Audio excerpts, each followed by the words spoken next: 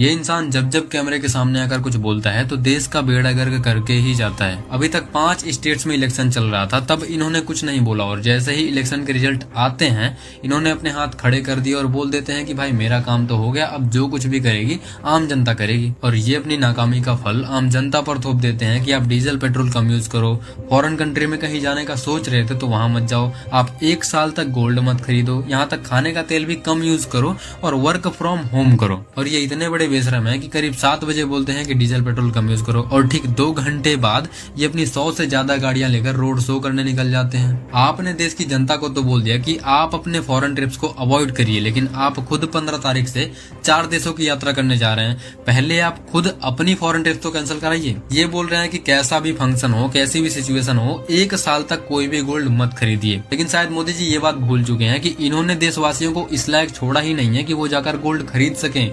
देश की 80 करोड़ जनता इनके ही दिए गए 5 किलो राशन पर अपना जीवन व्यतीत कर रही है। और मान लो जो बचे कुचे कुछ लोग गोल्ड खरीदते थे वो 1 साल तक बिल्कुल भी गोल्ड नहीं खरीदते हैं, तो जो ज्वेलरी सेक्टर में 45 से 80 लाख लोग काम करते थे उनका 1 साल तक क्या होगा? वो तो बेरोजगार बैठ जाएंगे। उनके परिवार को कौन देखेगा? क्या उनका परिवार भूखा मर जाए? आप बोल रहे हैं कि खाने का तेल भी अगर आप कम यूज करते हैं तो वो भी एक तरह का देशभक्ति है। वहीं दूसरी तरफ आपने ही बोला था कि पकौड़ा तलकर भी अगर कोई व्यक्ति बेच रहा है तो वो भी एक तरह का रोजगार है। जो व्यक्ति आपकी बात मानकर पकौड़ा तल रहा था, या तो वो पकौड़ा तलता रहे और देशद्रोही बन जाए, या तो वो पकौड़ा तलना बंद कर दे और भूखा मर जाए। आप देश की भोली भाली जनता को ज्ञान दे रहे हैं कि स्वदेशी अपनाइए, लेकिन आपके जूते से लेकर चश्मे तक, यहाँ तक आप जिस गाड़ी में घूमते हैं अपना काफिला लेकर, वो भी फॉरेन कंट्री से मंगाई जाती है। जब आप देश के पीएम हैं और खुद स्वदेशी नहीं अपना पा रहे हैं तो देश की जनता कैसे अपनाएगी? अगर डीजल पेट्रोल बचाना ही देशभक्ति है तो सबसे बड़े देशद्रोही आप हैं जो 50-60 गाड़ियों का काफिला लेकर फालतू में चलते रहते हैं। इनको तो ये बोलना चाहिए था कि आप देश की मीडिया को देखना बंद कर दें।